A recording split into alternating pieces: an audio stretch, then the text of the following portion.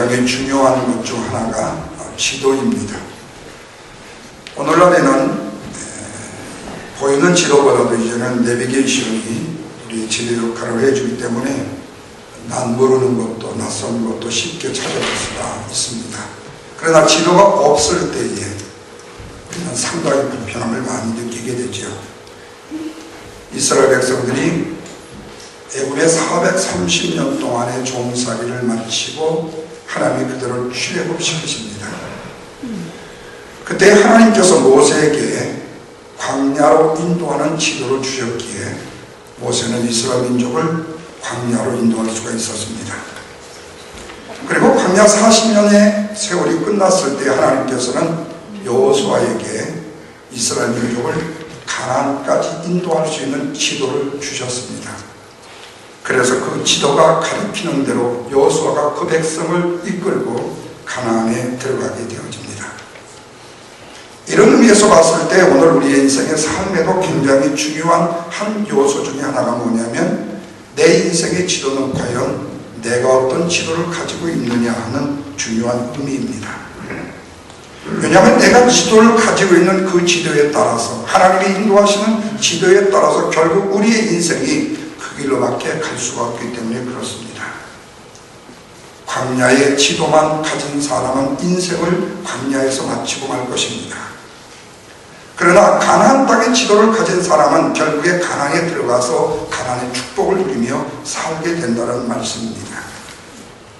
오늘날 성도들의 신앙생활을 보면 거의 비슷비슷한 것 같지요. 그러나 상당히 다른 것을 발견하게 되어집니다. 다시 말하면 사람의 얼굴이 각기 다르고 성품이 다르듯이 우리의 신앙생활에 우리의 교회도 제각기의 다른 차이점들이 있을 수 있다는 말씀입니다. 문제는 뭐냐? 가장 중요한 것이 바로 목적입니다. 어디를 향해서 왜 가고 있느냐에 대한 목적이 분명해야 된다는 말씀입니다.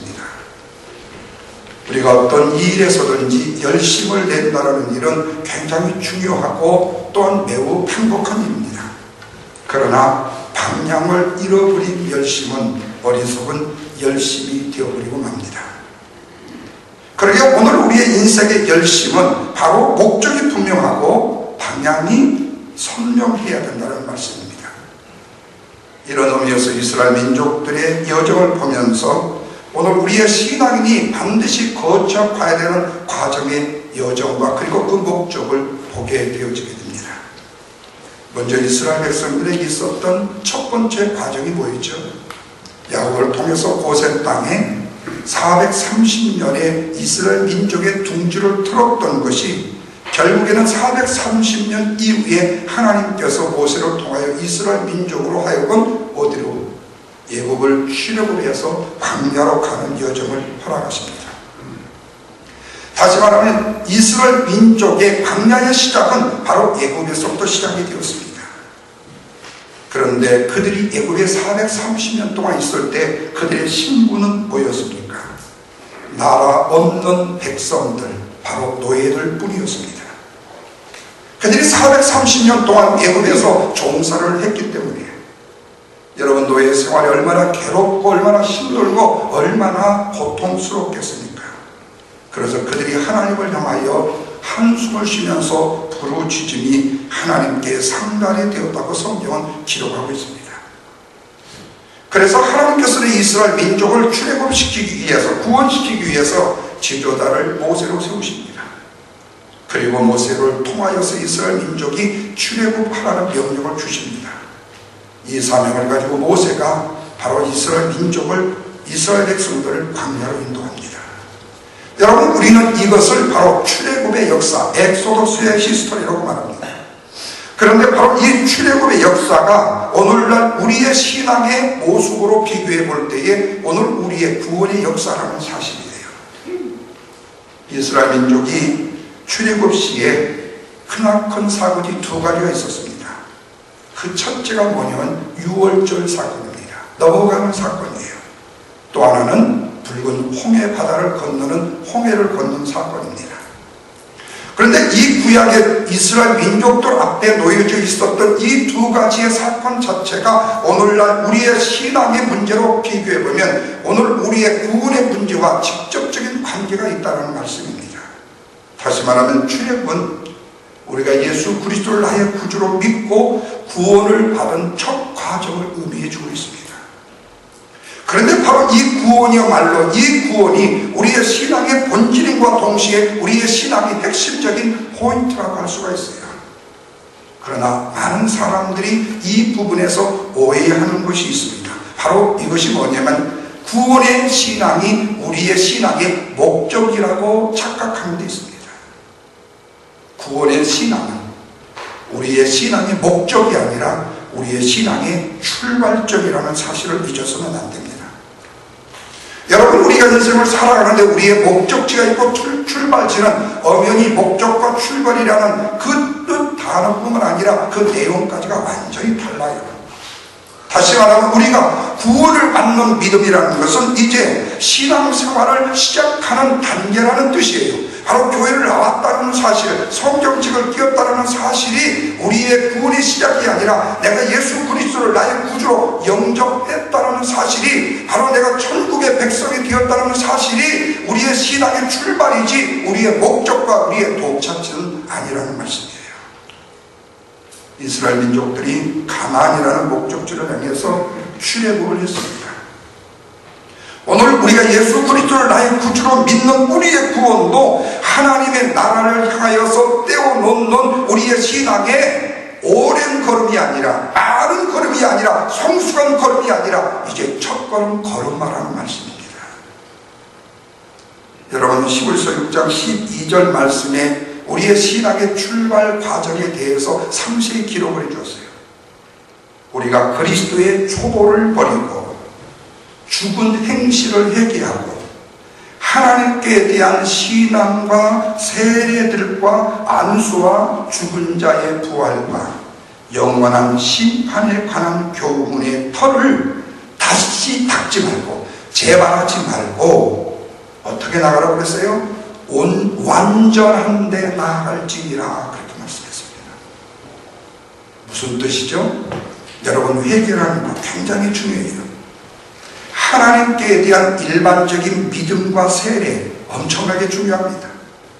뿐만 아니라 구원과 성령의 은사와 부활 그리고 영원한 심판, 이것이 우리의 신앙의 최종적인 목적지가 아니라 바로 우리의 신앙의 출발이 되어야만이 우리의 목적지에 은혜롭게 도달할 수 있다는 말씀이에요.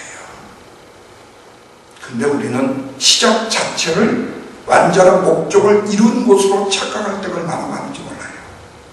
다시 말하면 이번에 내가 연봉이 10만 불이 넘는 회사로 내가 취직을 했어.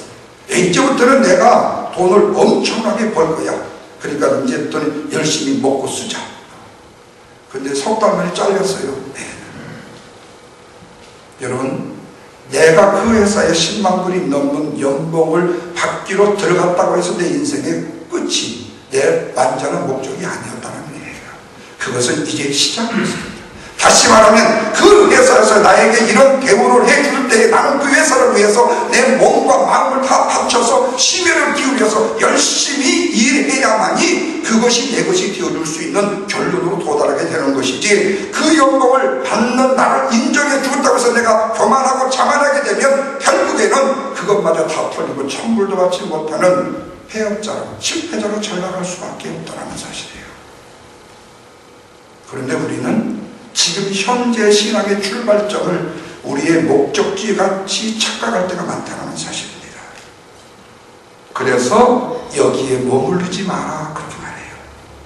회개와 일반적인 믿음의 세례 그리고 구원과 성령의 은사, 부활, 영원한 심판이라는 것을 아는 것 자체에 머무르지 말고 어떻게 나가라고요? 완전한 데 나가라고 그렇게 말씀하고 있습니다. 여러분, 이스라엘 백성들은요 스스로는 아무것도 할 수 없는 어린아이와 같은 존재였었습니다. 그들이 할 수 있는 일이라고는 맨날 우는 일밖에 없었습니다. 보십시오. 애국 군대가 쳐들어오니까 두려워서 울었습니다. 앞에는 넘실거리는 홍해바다를 보고 그들은 무서워서 울었습니다. 그리고 또한 자신들의 앞날의 삶을 생각하니 너무나도 막막해서 울었습니다. 그들 자신 스스로들이 할 수 있는 일이라고는 아무것도 없는 낯익의 존재들이었습니다. 그런데 여러분, 우리가 예수를 믿어도 평생 동안 이 신앙의 단계를 벗어나지 못한 사람들이 얼마나 많은지 모릅니다. 혼자서는 아무것도 할 줄 못해요. 직분과 사명을 주어도 감당을 못합니다. 그러다가 조금만 힘들고 어렵고 고통스러우면 다시 애국으로 가려고 얼마나 발버둥을 치는지 몰라요. 다시 말하면 우리의 세상의 관심과 풍습을 끊어버리지 못하고 돌아가려는 우리의 열심이, 우리의 착각이 우리 속에 얼마나 많이 있는지 모른다는 거예요. 우리가 이 단계를 벗어나야 합니다.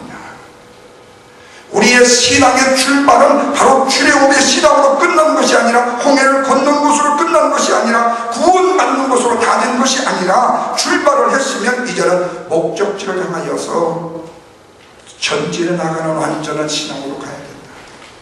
다시 말하면 애굽에서, 광야에서 맴도는 신앙이 되어서는 안 된다. 그런데 여러분, 이런 신앙을 성숙한 신앙, 완전한 데로 나가는 신앙으로 만들기 위해서 하나님이 두 번째 단계의 신앙의 과정을 필요로 하셔요. 그게 뭐냐면 광야의 신앙입니다. 홍해를 건넜던 이스라엘 민족들이 맨 처음 도착한 곳이 어디죠? 광야입니다. 아무것도 보이지 않고 아무것도 소망이 없는 오직 모래 산만 보입니다.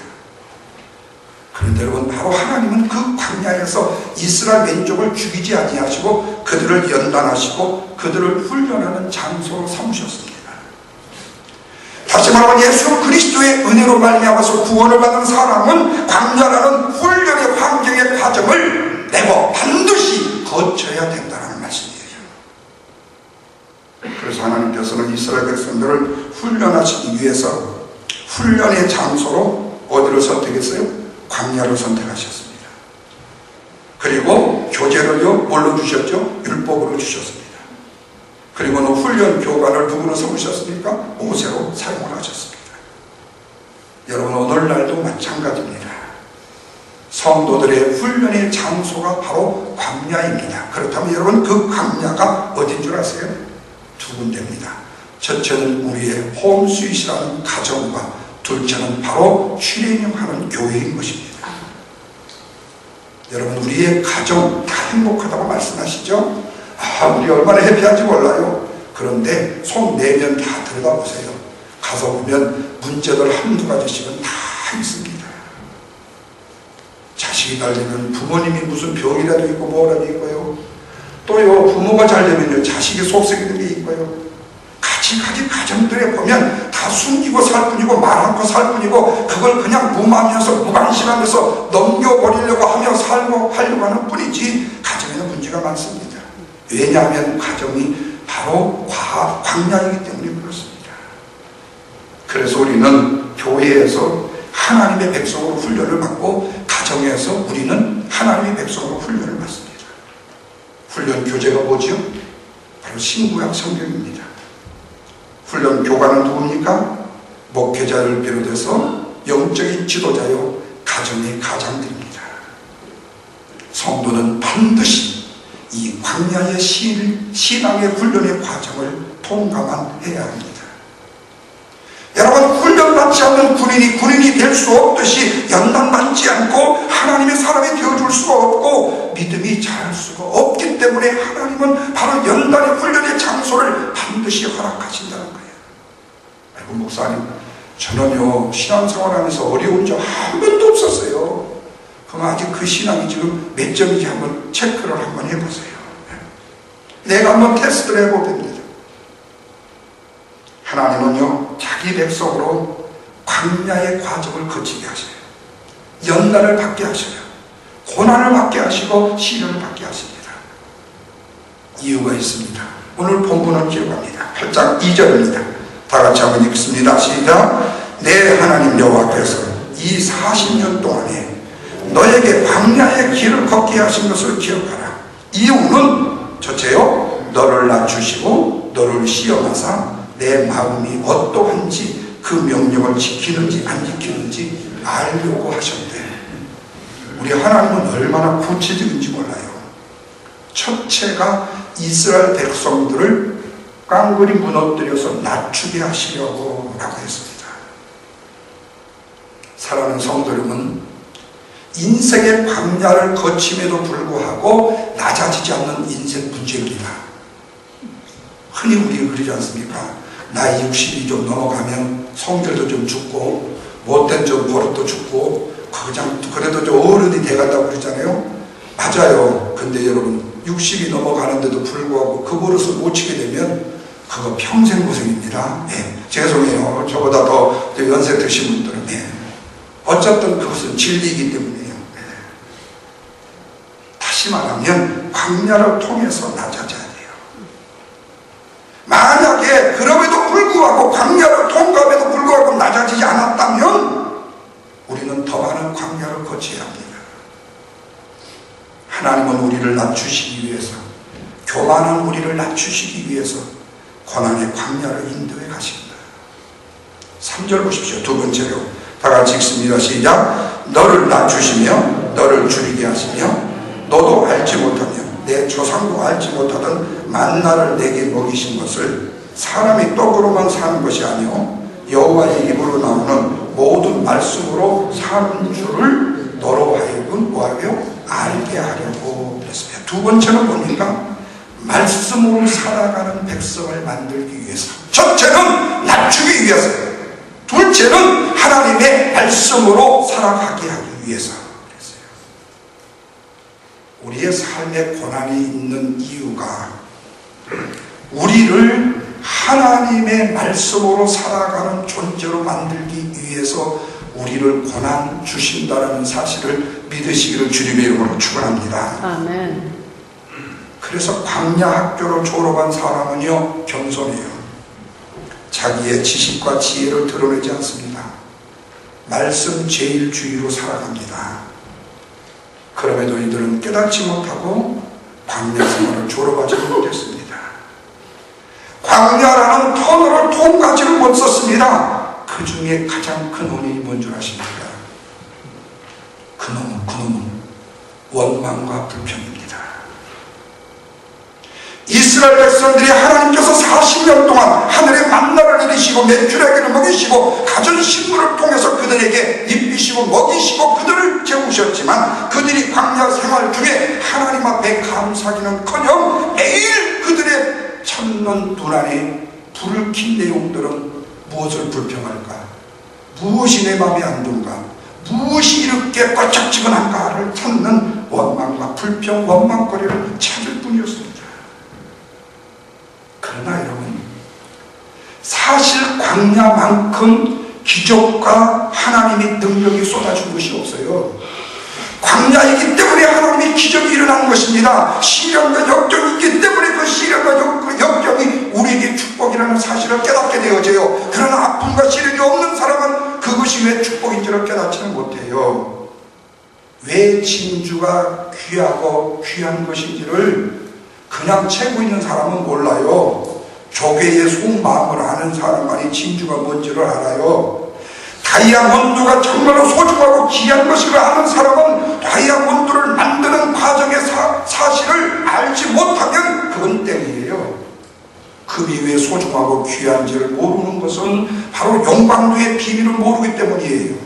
그럼에도 금을 차고 다니고 다이아몬드를 차고 다니고 그럼에도 진주를 차고 다닌다면 자격이 없어요.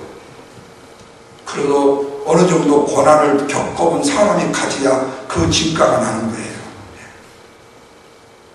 사랑하는 여러분, 이스라엘 민족들의 가장 큰 그들이 하나님의 광야에서 훈련을 받아야 될 이유 중에 하나가 뭔지 아세요? 원망과 불평이었습니다. 광야의 때에 홍해가 갈라지는 기적으로 출발을 했지 않습니까? 광야의 때에 쓴물이 뭘로 바뀌었어요? 단물로 바뀌었지 않습니까? 광야의 때에 반석에서 그 모래사장에서 그 반석에서 무슨 물이 어디서 나오겠어요? 그런데 반석을 뚫어 샘물을 쏟아나게 하셨고 그 광야에서 메추라기가 어디서 나며 만나가 어디서 나겠습니까? 그런데 하늘에서 쏟아졌습니다. 매일매일이요. 뿐만 아니라 추운 밤에는 불기둥으로 그들을 따스하게 해주었고, 뜨거운 낮에는 그를 구름기둥으로 그들을 가리우셔서 그들의 생명을 보존하게 해주셨어요. 그럼에도 이스라엘 백성들은 감사할 줄 몰랐습니다. 원망과 불평만 일삼았습니다. 모세를 원망했습니다. 그런데 이때 하나님께서 모세를 원망하는 그 소리를 모세 한 사람을 원망하는 소리로 들으신 것이 아니라 하나님을 원망하는 소리로 여기셨다는 사실입니다. 사랑하는 성도 여러분, 제가 협박 하나 할까요? 주의 종들 비난하지 마세요. 비난하지 마세요. 그것은 주의 종이 비난을 받는 게 아니라 하나님이 비난을 받는 겁니다. 복의 비결은 다른 데 있지 않아요. 여러분, 이거 신비주의로 생각하지 마세요. 저를 욕하지 말라는 게 아니에요. 인간 김종균을 얼마든지 욕해도 괜찮습니다. 그러나 제가 수행하는 목사의 집을 욕하지 말라는 거예요. 교회의 사역을 비난하지 말라는 거예요. 인간처럼 여러분한테 무릎을 100번이라도 꿇을 수 있습니다. 그러나 목사인 김병규는 여러분에게 무릎을 꿇을 수가 없어요. 하나님 앞에 무릎을 꿇는 거예요. 인간 김병규가 인간 앞에 무릎을 꿇어서 애걸도 하고 복걸도 하는 것은 얼마든지 할 수 있습니다. 그러나 목사 김병규는 하나님의 이름으로 여러분한테 무릎을 꿇을 수가 없어요. 아무리 비굴한 일을 내가 겪는다 할지라도요. 내가 하나님 앞에 무릎을 꿇는 겁니다. 바로 모세도 똑같았습니다. 모세가 하고자 하는 일은 이스라엘 민족들의 축복을 위한 일들 뿐이었습니다. 모세 자기가 광야에서 무슨 떼부자가 되겠다고 이스라엘 민족들의 재산을 탁취하려고 했겠습니까? 그들을 인도하려고 했겠습니까? 오직 하나님의 명령, 말도 못한다고 핑계를 댔고 형들을 끄끌었고 그 바로에게 가진 시련 역경 다가다면서도 이스라엘 민족 오직 하나 가나안을 끌기 위해서 끝내는 그 승질머리 못 고쳐가지고 결국은 가나안도 못 갔지만 그것밖에 없었어요. 근데 이스라엘 민족이 모세를 원망했습니다. 그들은 출애굽 자체를 불평했고 신앙의 목적지인 가나안을 폄하했습니다. 무엇 때문이었죠? 먹고 사는 문제로 하나님을 원망했습니다. 오늘 우리의 신앙이 광야의 신앙으로 머물러 있다면 그 무엇을 타단다 할지라도 단 한 가지 이유 때문입니다. 그것은 항상 내가 부족하다고 느낀다는 사실이에요. 가진 것도 부족하고 인정받는 것도 부족하고 내가 하는 일도 부족하고 다른 사람이 나를 봐주는 것도 부족하고 아직 내 외모도 부족하고 내 얼굴도 부족하고 내 성질도 부족하고 물론 부족한 것을 깨닫는 것은 좋지만 열등의식이 되어서는 안 된다는 거예요. 그러면서 하는 얘기가 하나님 당신이 우리한테 해준 게 뭐 있습니까? 그러니 여러분 광야 생활을 벗어나지 못하는 겁니다. 그리고는 틈만 나면 그래도 과거에 그 애굽의 고센 땅 그곳이 그래도 괜찮았는데 그런 거예요. 사랑하는 성도 여러분, 하나님의 백성은 과거를 생각하지 말아야 됩니다. 과거를 생각하지 말아야 됩니다. 왠 줄 아세요? 과거는 하나님의 영역이 아니고 사단의 영역이기 때문에 그렇습니다. 사단이 항상 끌고 나오는데 뭔 줄 아십니까? 과거를 끌고 나옵니다. 그리고 과거 속에다 집어넣어요. 야, 너 옛날에 얼마나 너 충성봉사했냐? 그런데도 너 누가 너 알아준 사람이 있대? 야, 너 얼마나 헌신적으로 수고했고 일했냐? 근데 너 못 알아주냐? 과거에다가 그냥 처박아 놓습니다. 그러면 거기서 헤어나오지 못하게 만듭니다. 여러분, 성도는 미래의 사람입니다. 아멘? 아멘. 성도는 미래의 사람입니다. 가나안 땅, 약속의 땅의 사람입니다. 그러나 광야의 신앙은 과거에 매달릴 수밖에 없어요. 그러니까 한치도 미래를 나가지 못하는 신앙으로 원망과 불평하는 그들을 하나님이 그냥 주시겠습니까? 그들을 향하여 벌을 내십니다. 불뱀을 보내어 물게 하십니다. 대적을 보내어서 전쟁이 일어나게 합니다. 천재질이 생기게 하고 질병이 성하게 만듭니다. 사랑하는 성도 여러분, 우리의 신앙의 목표를 이루기까지는 결코 쉽지가 않습니다. 중간에서 그치는 사람들이 얼마나 많은지 모릅니다. 목적지인 가나안으로 들어가는 사람은 광야에서 이미 가나안의 그림을 그린 사람입니다. 목적과 방향은 확실합니다. 그래서 우리의 신앙은 광야의 신앙에 그냥 머물러 있어서는 안 됩니다. 훈련과 연단만 받는 것으로 끝나서도 안 됩니다. 이제는 어찌요? 실전에 들어가야 됩니다. 우리의 인생을 연수만 하면서 할 수는 없잖아요. 광야를 졸업해야 합니다. 그래야 환난이 떠나고 원망과 불평을 훌훌 털어버리고 미래를 향하여 나갈 수 있고 괴한 광야를 통과할 수가 있습니다. 그러면 마침내 어디에 도착하게 되죠? 가나안에 도착하게 됩니다. 드디어 이스라엘 민족들이 요단강을 건너서 가나안에 도착합니다. 그런데 신기한 일은 모두 다 새로운 얼굴입니다. 모세의 뒤를 이어서 여호수아의 지도 아래 멀고도 험한 가나안까지 왔는데 그곳에 보이는 사람들은 40대 이후의 사람은 여호수아 갈렙에 보지가 않습니다. 가나안은 하나님께서 말씀하신 젖과 꿀이 흐르는 땅입니다. 그래서 많은 사람들이 가나안을 영적인 천국으로 생각합니다. 그런데 이것도 바른 생각만은 아닙니다. 잘못된 생각입니다. 왜냐하면 가나안은 이스라엘 백성들이 살아야 할 곳이지만 거기다가 하나님의 말씀을 실천하면서 살아야 될 곳이 바로 어디죠? 가나안입니다. 다시 말하면 구원받은 성도의 삶의 현장, 치열한 생존경제의 현장이 어디냐? 바로 가나안이라는 말씀입니다. 가나안은 우리 신앙인의 목적지이지만 하나님의 말씀이 이루어지는 것이고 하나님의 말씀대로 살면 기적과 표적이 일어나는 것이고 날마다 승리가 일어나는 것이 바로 가나안입니다. 그래서 하나님께서 이곳에 도착하자 이스라엘 민족들을요, 백성들의 하나님의 말씀대로 살라는 뜻으로 이스라엘 민족들을 다 할례를 행하게 만든 겁니다. 이유가 있습니다. 그것은 가나안이 지난 이 430년 동안 이스라엘 민족들이 애굽의 노예로 살면서 받았던 모욕과 수치와 부끄러움을 완전히 다 잘라버리라는 거예요. 그리고 또한 이곳에서 승리와 번영이 약속될 축복의 땅이라는 사실을 증거해 주기 위해서. 그리고 난 다음에 이스라엘 민족들은 그곳에 정착하여 밭을 가고 씨를 뿌렸습니다. 추수를 했습니다. 난생 처음으로 자기의 스스로의 손으로 재배를 하고 수확을 거두었습니다. 하나님은 여기서 30배, 60배, 100배의 소출을 하게 했었습니다. 그리고 세 가지의 전기를 주셔서 이스라엘 백성들로 하여금 문물을 다 하게 하셨습니다. 백성들은 기쁨으로 하나님께 감사를 드렸습니다. 사랑하는 성도들은 바로 여기서 온전한 신앙의 생활이 시작되어지게 된 것입니다. 다시 말하면 온전히 성숙한 성도의 모습을 갖추게 된 것입니다. 하나님께 감사함으로 나아가는 성도의 모습을 갖추게 된 거예요. 그렇다면 오늘 우리에게도요, 우리가 하나님 앞에서 바른 올바른 신앙생활을 하기 위해서 우리에게 어쩌면 금방이 아닌 오랜 신앙의 경륜과 신앙의 과정이 필요한지 모릅니다. 결국에 우리는 가나안에 도착해야 되기 때문이에요. 그렇다면 여러분, 우리는 한번 오늘 내 자신의 신앙의 모습을 돌아보고 점검해 봐야 될 필요가 있습니다. 아직도 내가